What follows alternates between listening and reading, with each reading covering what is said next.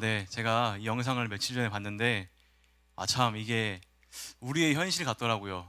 이 코로나라는 상황이 우리 아이들을 이렇게 악어가 강아지를 물고 물속으로 들어간 그런 상황처럼 느껴졌는데, 또 주인은 어떻습니까? 그 강아지를 포기하지 않고 물속에 뛰어 들어가서 그 강아지를 악어에게서 구출해내는 이런 영상을 보고 제가 참 우리 교사 선생님들에게 한번 보여주고 싶다라는 마음이 들었습니다. 어떻게 좀 제가 재밌는 이야기로 말씀을 시작하려고 했는데 찬양의 은혜가 너무 커가지고 한참 울다가 나왔습니다. 남자는 세 번만 운다 했는데 벌써 한번 다 써먹는. 네, 아무튼 그랬습니다. 이렇게 교사 대학으로 함께 온라인으로 또 이렇게 몇 분 같이 이제 현장에서 드리게 되는데요. 참 이렇게 제가 한때는 대학 교수의 꿈이 있었는데 이렇게 교사 대학으로 출강하게 돼서 감회가 새롭습니다. 오늘 제가 저의 이야기를 하면서 이 코로나 시대를 어떻게 헤쳐나갈까, 또 어떻게 우리가 힘을 낼까 한번 제가 이야기를 몇 가지 준비해 봤습니다. 제가 초등학교 3학년 때 겪었던 일입니다. 여러분들 초등학교 3학년 때 이렇게 일상들이 기억나시나요? 거의 안 나시겠죠? 근데 저는 그 어떤 하루가 아주 이 인상에 남는 한 날이 있었습니다. 추운 겨울이었는데요. 저는 총구석에 살다 보니까 그 당시에 이제 교실 한가운데 이 난로를 떼고 이 갈탄이라 하죠. 석탄을 뗐던 그러한 학교에서 총구석에서 유년 시절을 보냈습니다. 이렇게 한 겨울에 이제 아침 시간, 조례 시간이 되었는데 어떠한 친구가 조례가 끝나자마자 이렇게 토를 하는 겁니다. 오바이트를 했어요. 이제 급체를 해서 아마 토를 한 것 같습니다. 근데 바로 얼마 있다가 그 옆에 있던 친구가 또 토를 하는 겁니다. 똑같이. 그래서 엄청나게 그 아침에 그 술렁이었던 그 느낌이 있었습니다. 근데 여기서 끝나는 게 아니라 그 두 친구가 토를 하자 다른 친구들도 막 갑자기 자기가 막 체한 것 같다고 막 아프다고 그러는 겁니다. 그래가지고 1교시가 끝나서 몇몇 친구들이 양호실에 가고 가스 활명수를 선생님이 사명이고 그렇게 시간이 지났는데 4교시가 채 되기 전에 저도 어땠을까요? 저도 막 갑자기 속이 울렁이는 것 같고 느낌이 막 그래가지고 저도 조퇴를 했던 기억이 있습니다. 뭐 잘못 먹거나 뭐 그랬던 시절이 아니어가지고 다들 그 이러한 분위기 속에서 너도 나도 아파가지고 다 집에 가고 학부모들이 오는 그러한 상황이 저는 아주 뇌리에 강하게 남았던 일이 있었습니다. 이 분위기라는 것입니다. 분위기. 이 분위기라는 것을 사람들은 굉장히 잘 탑니다. TV를 틀어보면 온통 무슨 이야기를 합니까?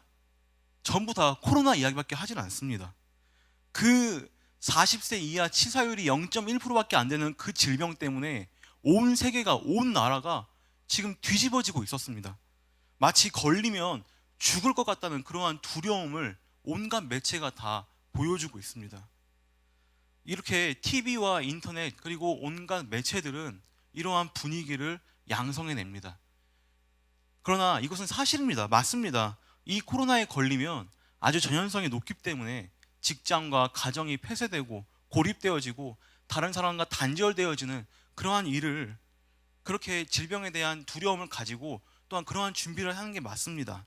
그런데 이것이 너무나 지나쳐가지고 정말 아무것도 못하게 되는 상황이 너무 자연스러운 상황으로 돼버렸습니다. 지금 1년도 채 안 되는 시기에 심지어 이 무기력함이 우리의 모든 생각과 모든 삶의 패턴을 바꿔놨습니다. 소극적으로 움직이고 소극적으로 생각하고 무엇이든지 다 안 된다는 생각이 먼저 우리 마음 가운데, 생각 가운데 자리 잡고 있습니다. 교회는 어떠한 상황으로 바뀌었습니까? 잘 아시지 않습니까? 현장 예배 참석률이 작년에 비해 30%, 40% 미만으로, 아니 그것보다 더 적게 아이들과 어른들이 모이고 있습니다. 코로나 이후에 얼굴을 단 한 번도 안 비치는 아이들이 각 부서에 수두룩합니다. 교회에 와도 어떻습니까? 교회에 와도 아이들과 반모임을 못하고 공과 공부를 못하고 신방을 못하고 식사교제를 못하는 그러한 상황 가운데 놓여 있습니다.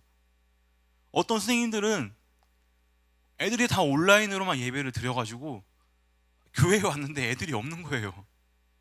그래서 덩그러니 뒤에 혼자 앉아있는 모습을 보면서 너무나 가슴 아픈 일들이 계속해서 이어지고 있습니다. 매년 우리가 진행했던 행사들은 어떻습니까? 여름 수련회, 겨름 수련회, 여름 성경학교, 모든 것들이 다 축소되고 취소되고 하지 못하는 상황 가운데 놓여 있습니다. 이것이 지금 우리가 처한 상황입니다. 우리가 지금 겪어지는 그런 환경입니다. 분위기입니다.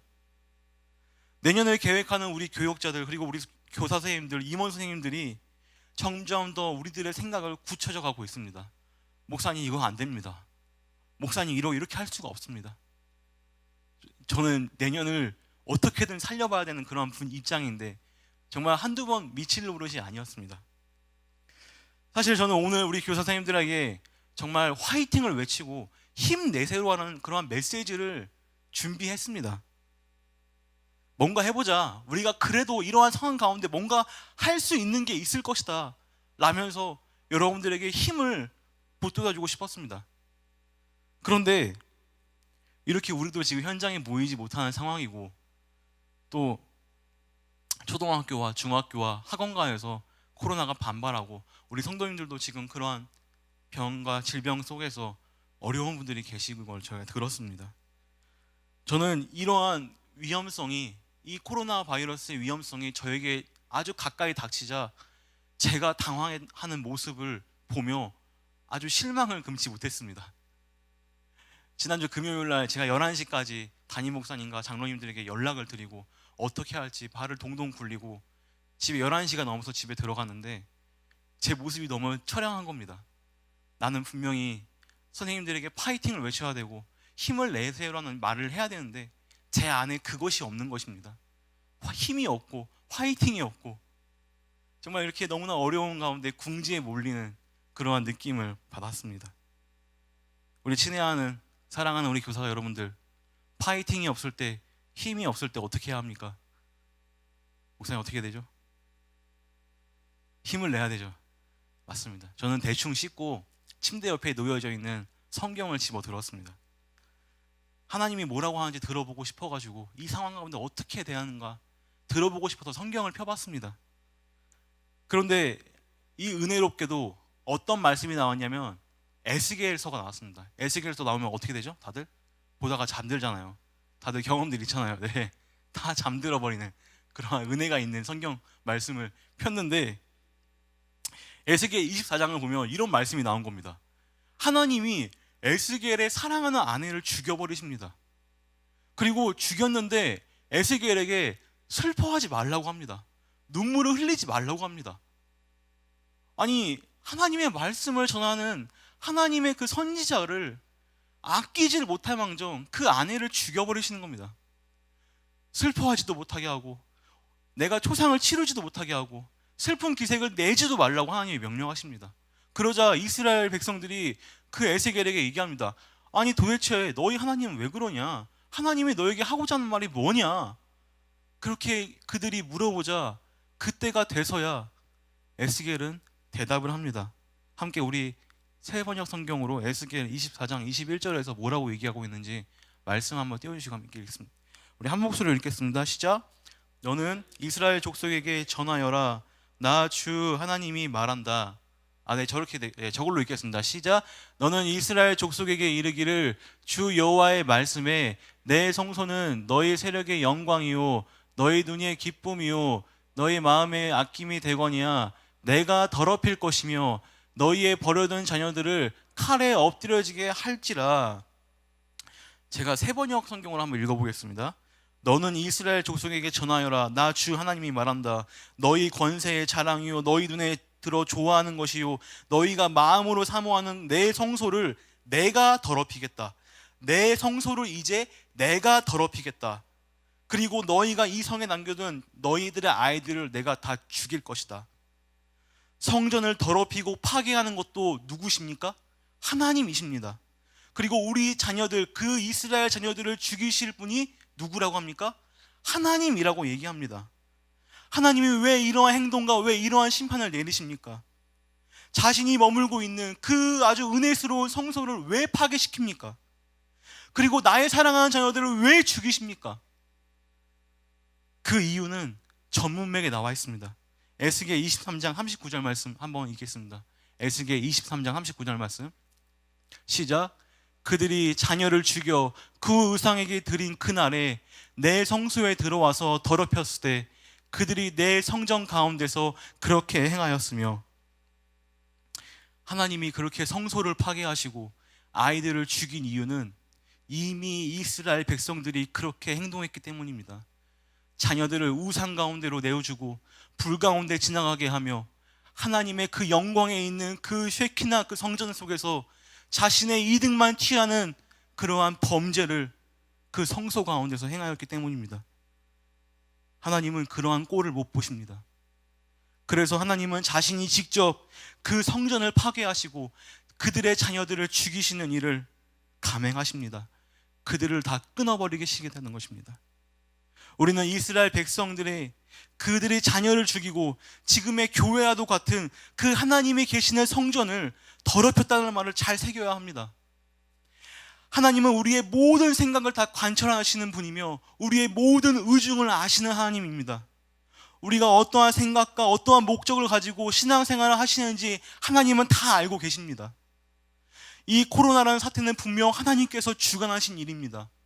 담임 목사님께서 새벽 기도 때 말씀하신 것처럼 소선지자서를 통해서 하신 말씀이 무엇입니까? 이 전염병 또한 하나님께서 허락하신 것이고 하나님의 뜻이 있다라고 말씀하셨습니다. 생사화복을 주관하시는 하나님이십니다. 저는 이 코로나를 통해서 하나님의 놀라운 일하심을 봤습니다. 여러분들 아시죠? 코로나가 우리나라에서 막 발발했을 때 어디 지역에서 발발했습니까? 대구 지역에서 발발했습니다. 그런데 그 실체를 까보자 무엇이 나왔습니까? 신천지라는 그 실체가 나왔습니다. 코로나 이전에 우리 기성교회는 아주 신천지로서 큰 핍박과 큰 공격을 당하고 있었습니다. 그런데 그러한 기성교회가 신천지의 그 실체를 알아보려고 하고 그들을 이 세상 가운데 드러내려고 했지만 그들은 막대한 돈과 영향력을 통해서 철저히 그들을 감췄습니다. 하지만 이 코로나를 통해서 어떻게 됐습니까? 완전히 그 신천지가 작살이 났습니다. 그들이 실체가 다 까발려지고 그들이 어떠한 존재인지, 그들이 얼마나 이 세상에 속에 암적인 존재인지 하나님이 다 드러내신 것입니다. 또한 우리들이 정말 사모하고 좋아했던 그 미국과 선진국들의 모습들이 어떻게 됐습니까? 아주 현대의학과 문명과 의술이 발달한 그 나라들을 이 코로나라는 이 질병 때문에 아주 하잘거 없는, 정말 기댈 수가 없는 존재임을 우리가 알았습니다. 이처럼 하나님이 하신 이 긍정적인 일들을 통해 우리는 하나님의 이 코로나가 하나님이 하신 일임을 믿고 또 저는 그렇게 생각을 했습니다. 그렇다면 이제 우리가 이 말씀을 비춰봤을 때 우리 모습 속에서 이 이스라엘 백성처럼 혹시나 하나님이 이 교회를 핍박하고 이 교회를 어지럽히는 이유가 우리의 죄가 아닐까, 우리의 잘못된 의도와 우리의 잘못된 방향이 아닐까라는 생각을 해봤습니다. 말씀을 통해 하나님이 성전을 파괴하시고 백성들을 모이지 못하게 하시고 그들의 자녀들을 죽이시는 그 하나님의 분노와 경고가 분명히 우리 가운데 있을 것이라는 생각이 들었습니다. 우리가 고쳐야 할 것은 고쳐야 하고 회개해야 할 것은 회개해야 합니다. 행여나 우리가 이스라엘 백성처럼 하나님의 이 초소를 더럽히고 우리 자녀들을 저 우상 가운데, 대입과 경쟁과 성공이라는 그 우상 가운데 우리가 저 아이들을 집어넣지 않았는지 우리의 모습을 한번 살펴봐야겠습니다. 우리는 하나님과 다음 세대에게 어떠한 모습을 보여줬습니까? 주일학교의 좋은 의미는 우리 아이들을 교육시키는 겁니다. 우리 아이들을 말씀으로 교육시키는 것. 그러나 정말 소수의 교회를 빼놓고 한국 교회의 대부분의 모습은 그저 어른들이 예배를 잘 드리기 위해 잠시 맡아놓는 위탁의 개념이 더 강했습니다. 그마저도 신앙교육이라는 그 미명 아래 우리 아이들을 봉사의 자리로, 섬김의 자리로, 착한 사람의 모습으로 그렇게 키워내기에 안 달랐던 우리 한국교회의 모습을 저는 알고 있습니다. 교회 안에서 다음 세대를 생각하는 사람은 늘 소수였습니다. 제가 예전에 고등부를 섬길 때 있었던 일입니다. 그때 아이들이 50명 있었습니다. 50명. 고등부 인원들 50명. 근데 공고에 다니는 아이들이 10명이 갑자기 등록을 한 겁니다. 교회에. 갑자기 반이 2개가 더 생겼습니다. 이거 부흥 아닙니까? 교회로서 좋은 일 아닙니까? 그런데 그 아이들이 교회에 오자 모든 교사 선생님들이 비상이 걸렸습니다. 이 아이들을 어떻게 처치해야 될까? 이 아이들을 어떻게 해야 될까? 이 아이들이 오자마자 얼마 안 있다가 골칫덩어리가 되어버렸습니다. 다가가기 힘든 존재가 되어버렸습니다. 선생님들은 그 아이들에게 가기를 꺼려했습니다. 교회에서는 착하고 공부 잘하고 봉사 열심히 하는 아이들을 좋아했지, 그렇게 몰려다니고 시끄럽고 담배 냄새 풍기는 그 아이들을 혐오하고 싫어했습니다. 외면했습니다. 그것이 바로 제가 5년 전에 겪었던 한국 교회의 민낯입니다. 우리가 흔히 아는 여름 행사는 어떻습니까? 사실 이것은 엄청나게 효율적인 프로그램입니다. 아이들을 아주 빡세게 2박 3일 동안 3박 4일 동안 굴려가지고 어떻게든 그러한 회개의 맛을 보게 하여서 그 아이들을 변화시키려는 아주 어떻게 보면 세상적인 인스턴트에 맞들린 짧은 기간 안에 최고의 효율을 내기 위한 우리들의 생각입니다. 그 아이들이 수련회에 가서 한번 시원하게 울고 오면 한 2주밖에 안 갑니다. 다시 원상태로 돌아옵니다. 물론 이만큼 좋은 것이 없다는 것 저도 알고 있습니다. 더 좋은 것을 제시하지 못하는 우리들의 잘못도 있습니다. 이렇듯이 우리 다음 세대가 믿었던 두 가지 주일 학교와 그리고 이 여름 행사들이 이제 이 코로나로 인해서 모두 다 망가지고 무너지고 할 수가 없는 상태가 되었습니다. 그럼 이제 우리는 어떻게 해야 합니까? 우리는 무엇을 준비해야 합니까? 저는 이 코로나로 인해서 무너진 우리 다음 세대의 이 예배, 이 상황을 돌아보기 전에 우리 교사들의 자세, 교사들의 마음가짐을 한번 살펴봤으면 좋겠습니다. 여러분들, 우리 선생님들이 교육받았을 때, 여러분들이 주일학교였을 때, 학생이었을 때 당시에 선생님들이 여러분들을 어떻게 가르쳤는지 한번 생각해 보시기 바랍니다. 지금보다 더 안 좋았던 상황, 더 어려웠던 상황, 더 가난했던 상황 속에서 우리 선생님들은 가정마다 신방을 하고 정말 배우지 못했던 그 우리 선생님들에게 교사라는 직분을 주어주자 이것을 하나님께서 주신 그 사명이라 생각하고 밤낮 없이 기도하며 그 가가호 방문하여서 아이들을 교회로 이끌어 왔습니다. 그러나 우리들은 지금 어떻게 하고 있습니까? 코로나 때문에 아이들과 만나지 못한다는 그런 변명과 핑계 때문에 저 아이들에게 다가가지 못하는 우리들의 모습이 아닙니까? 아니, 전쟁이 난 것도 아니고 보릿고개여가지고 우리가 뭐 나가서 풀죽을 뜯어먹는 그런 상황도 아닌데 여러분들 왜 다들 이렇게 죽을 상으로 서 있습니까? 왜 그렇게 힘이 없어 보이십니까?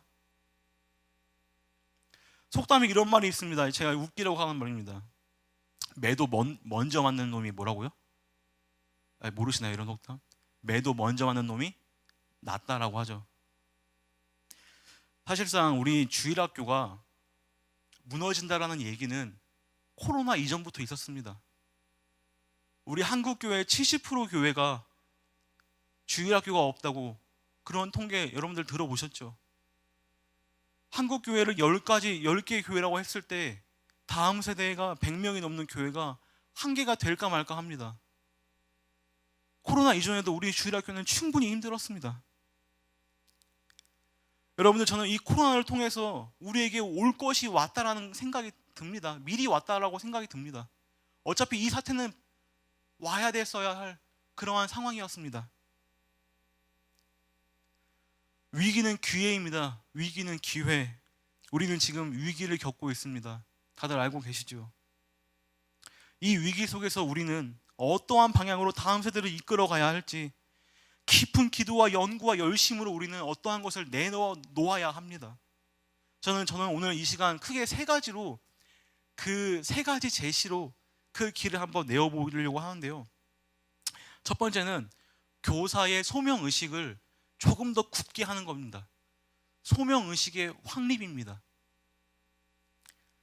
여러분들, 저도 교사를 해봤습니다. 저 3년 전에 초등부 교사 해봤습니다. 6학년 애들 가르쳐봤는데요. 정말 힘듭니다. 우리 초등부 교사 선생님들 우리 손 한번 들어보세요. 초등부 6학년 난 6학년 다닙니다. 아, 네, 온라인, 네, 감사합니다. 목사님, 제가 이렇게 하고 있습니다. 네, 쌍방향, 네. 6학년 애들 뭐 이런 애들이 다 있나 싶습니다. 말을 안 들어요. 뭘 해도 하는 척만 하고 정말 무시무시한 애들입니다. 얘네들이 졸업을 언제 하는지만 기다렸습니다. 솔직히 말해서 제가 설교를 하고 분반 공부 때 6학년에 들어가서 얘기를 하면은 애들이 내 설교 그래도 자기 담임 선생님이 전도사님인데 들어줘야 되지 않겠습니까? 안 듣습니다. 너무 힘든 거 제가 그때 깨달았습니다. 그러나 여러분들, 우리가 그렇게 힘든 상황 가운데서도 정말 이 교사라는 직분을 정말 마음 먹고 해도 힘든 게 사실입니다. 그런데 우리가 어떠한 마음가짐으로 이 교사의 직분을 수행해야 되냐면, 저는 오늘 마가복음 말씀을 한번 보면서 이 교사의 직분과 이 의식을 굳게 해야 되다고 생각하는데, 마가복음 9장 42절 말씀 한번 읽도록 하겠습니다. 마가복음 9장 42절 말씀 함께 읽겠습니다. 시작.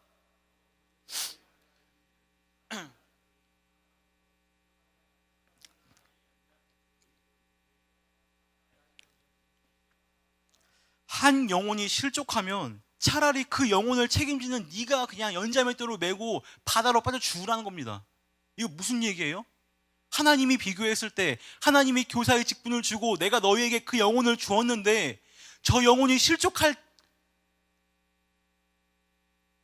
실족해서 죽을 망정 차라리 네가 그냥 죽어라. 나에게는 이 영혼이 더 귀하다. 이 말씀을 하고 있습니다. 여러분들, 저는 그럼 몇 개의 연자맷돌을 메고 있습니까? 저는 90개를 메고 있어요. 너희들 하나씩 나한테 주는 거야, 연자맷돌을. 우리 선생님들 몇 개씩 메고 있습니까, 연자맷돌? 하나님이 이렇게 얘기하십니다. 한 영혼 그냥 내가 하고 싶어서 맡은 게 아니라 하나님이 여러분에게 주신 영혼이라는 겁니다. 그것을 여러분들이 지켜야 되고 감수해야 되고 그 영혼들의 신앙과 그 성장을 위해서 힘쓰고 애쓰라는 그러한 의식이 우리 가운데 있어야 합니다. 이게 먼저입니다. 이게 시작입니다. 솔직히 말해서 저는 선생님들 가운데 막 하고 싶다 이런 선생님들 별로 안 좋아합니다. 어떻게든 떠밀려 와가지고 내가 이 직분을 하나님 때문에 받았다라는 그러한 소명이 확실히 있는 분들은 일당백입니다. 그분은 뭘 해도 다 하십니다. 여러분들 마음 가운데도 그런 마음을 하나님께서 주실 수 있도록, 받을 수 있도록 열심히 기도하고 또 무릎으로 우리가 2021년을 준비했으면 좋겠습니다. 두 번째입니다. 이러한 분위기 속에서도 꾸역꾸역 예배에 나오는 애들이 있습니까, 없습니까? 너희들 말하는 거야. 여기 찬양팀 애들, 여기 대단한 애들입니다. 아무튼 네. 꾸역꾸역 나오는 애들이 있습니다. 얘네들은 뭐예요? 옥석과 같은 애들이에요. 옥석. 보물입니다. 보물. 그런데 가보면 애들은 교회 와서 잘 있는데 선생님들 얼굴은 다 죽어 있습니다. 다 기운이 빠져 있어요. 왜들 그러십니까? 아니, 얘네들 두고 예배하면 되지 않습니까? 얘네들 두고 우리가 더 열심히 예배하면 되지 않습니까? 왜 자꾸 기운이 빠져가지고 얘네들 놔두고 버리고 못 나온 애들만 그렇게 쳐다보고 있어가지고 다들 고개도 못 들고. 제발 그러지 말고 우리 나와 있는 애들 정말 잘 훈련시키고 잘 교육시키고 잘 양육해서 다시금 주의 나라 그 자녀로 세우면 되는 것입니다. 그러기 위해서 제가 한 가지 제언하는 거는 우리 선생님들 정말 마음가짐을 새롭게 해가지고 예배 준비를 열심히 해야 합니다. 우리 전도사님들 제 밑에 2명 들어왔습니다. 제가 아주 빡세게 교육시킵니다. 파트 전도사 매트릭스를 해가지고 매일매일 뭘 해야 되는지 제가 체크를 하려고 다 줬습니다. 하고 있죠? 아주 훌륭한 주의 종들입니다. 매주마다 신방 몇 명, 견화 몇 명, 부장님한테 수요일마다 보고하고 금요일마다 말씀한 거 정리해가지고 우리 같이 공유하자. 우리 교육자들이 먼저 예배에 대해서 철저히 준비해야 합니다. 우리 교사들은요? 당연하죠. 당연히 같이 따라와야 합니다. 예배를 포기하고 나서 뭘 하겠습니까, 우리가?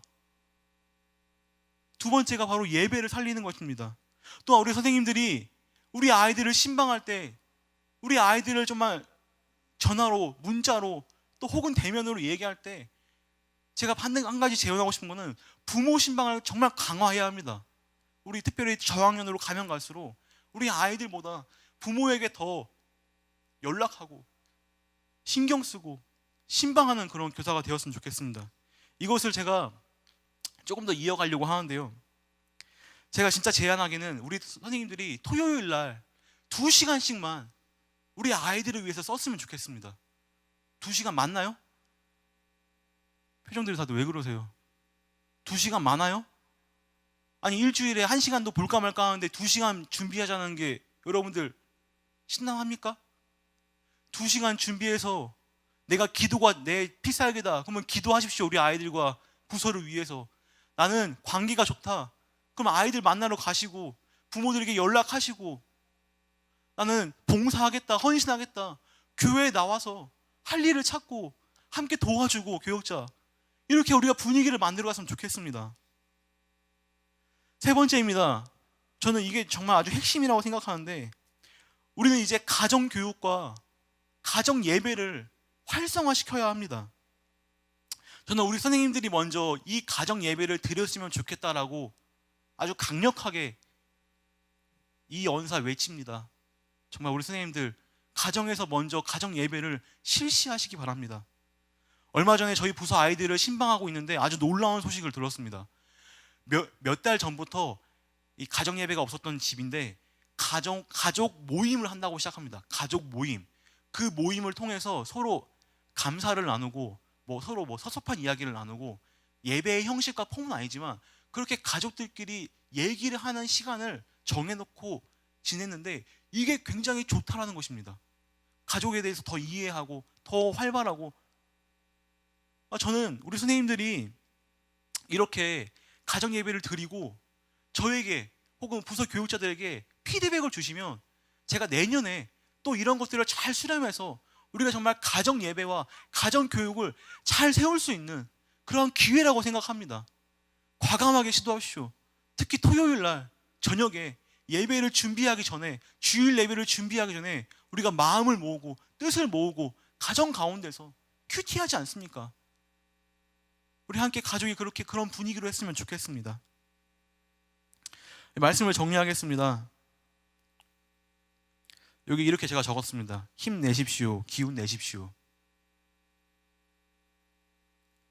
우리가 잘하는 것이 무엇인지 생각하고 여러분의 달란트가 무엇인지 잘 깨달아서 우리가 이것을 100분 활용할 수 있는 그러한 위기의 시간을 기회로 바꾸는 여러분들이 되었으면 좋겠습니다. 후대에 이 코로나 시대가 지나고 나서 할 얘기가 있어야 되잖아요. 이 고난의 시기에 내가 이렇게 했다라고 할 얘기가 있어야지 않겠습니까? 우리 선생님들. 저는 이 시기가 여러분들의 역사와 여러분들의 자랑스럽게 빛나게 해줄 그러한 힘든 시간임을 믿습니다. 우리 같이 한번 2021년도 잘 해봅시다.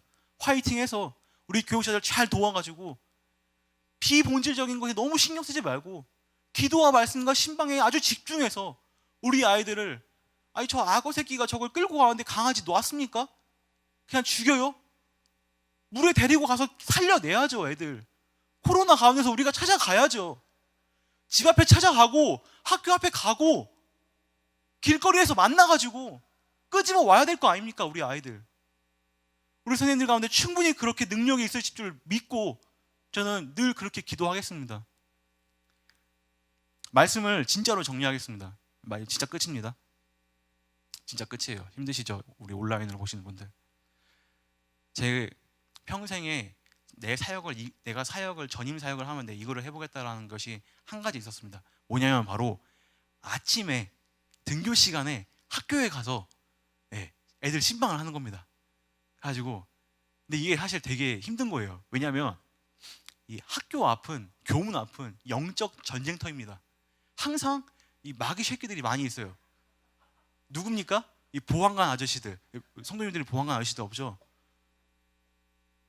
이 항상 도사리고 있습니다. 가면 항상 핍박을 줘요. 저는 옛날에 초등학교 때 한번 아침에 한번 나가봤는데 부모님에게 아주 쌍욕을 먹었습니다. 애한테 그런 거 주지 마세요! 죄송합니다 하고 바로 또 아주 영적 전쟁터입니다. 근데 제가 그래도 마음을 먹었으니까, 이 전임이니까 50주년 기념해서 전임으로 뽑아주셨으니까 가산중학교로 가겠다. 목사님 놀랬습니다. 목사님 제가 그 얘기 듣고 50주년을 기념해서 전임으로 뽑았다는 말 듣고 가산중학교 갔는데 이제 그 마귀새끼 누굽니까? 내가 생각했던 그 나의 주적 보안관 아저씨한테 갔는데 보안관 아저씨가 저를 너무나 좋아하는 거예요. 저를 너무 반겨주세요. 어디서 왔냐고요? 저 교회에서 왔습니다. 어서 오시라고. 저 가면은 아저씨가 커피 타줍니다. 커피. 맥심 커피 타주면서 힘내시라고. 저는 장로님인 줄 알았어요. 생긴 게 장로님처럼 생겨가지고 혹시 교회 다니십니까? 교회 안 다니신대요. 그러면서 제가 애들 명단을 들고 갔습니다. 명단을 들고 갔는데 그 명단을 뺐더니 자기가 그 애들을 체크해 주는 겁니다. 예. 제가 잘 관리할게요. 여기 교회 다니는 애들이죠? 이러는 거예요. 그리고 제가 애들 얼굴을 잘 모르잖아요. 근데 이걸 명단을 보고 저기 현석이 오네. 저기 얘 오네. 야 일로 와. 너희 목사님 왔어. 믿기십니까? 이 논란 일 아닙니까?